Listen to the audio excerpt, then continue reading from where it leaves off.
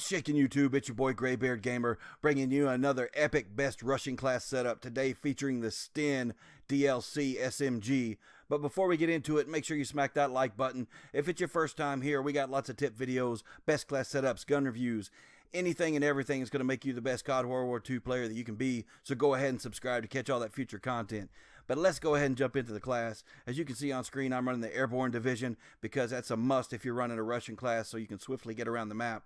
Obviously, as mentioned before, I'm running the Sten, and I'm running 3 attachments on this. I'm running rapid fire, extended mags, and I'm running the reflex sight. I tried this class several different ways because the Sten is one of those weapons that you either love it or you hate it. It either works well for you or it doesn't work at all. And it did not work for me until I threw the reflex sight on there. Once I threw the reflex sight on there, I was able to mow down the enemies pretty much with extreme prejudice. Unfortunately, that forces me to use the basic training skill primed. I don't like to use that unless I'm using like an assault rifle because I feel like it's a waste on an SMG. But I had to on here, and I was somewhat worried because I took inconspicuous off. I typically run inconspicuous with my Russian classes, but because I had to run primed, I couldn't, obviously, and I was worried about people sound horning me. But with that reflex sight, I had no worries. This thing went to town. I was able to mow down the enemies like cutting, like a hot knife through butter. I had no problems with it. The Sten is actually a very, very good weapon. It's not a top tier weapon, and when I say top tier, I mean top 3, top 4 weapon, but it is a top weapon, and I think that you can use it and be very, very deadly with it if you use it correctly. You have to rush smart, and you have to be in the enemy spawn, and you have to be very conscious and aware of where the enemies are spawning at, even within their spawn.